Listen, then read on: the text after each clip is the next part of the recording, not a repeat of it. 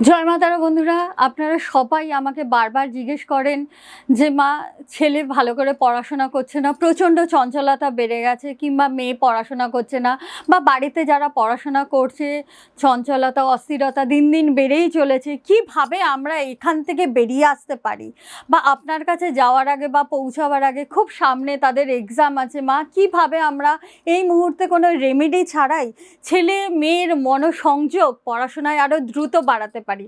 তাহলে আজকের এই টোটকাটি শুধুমাত্র আপনাদের জন্য।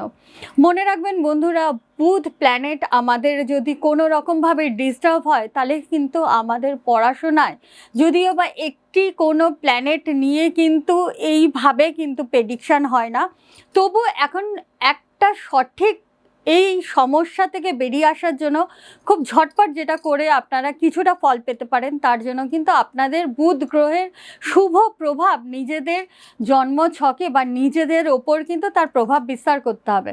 আর তার জন্য কি করবেন? কিচ্ছু না, একগুচ্ছ দুব্য নিয়ে নেবেন এবং সেটিকে একটি হলুদ সুতোর মধ্যে বেঁধে গণেশ দেবের উদ্দেশ্যে আপনারা নিবেদন করবেন।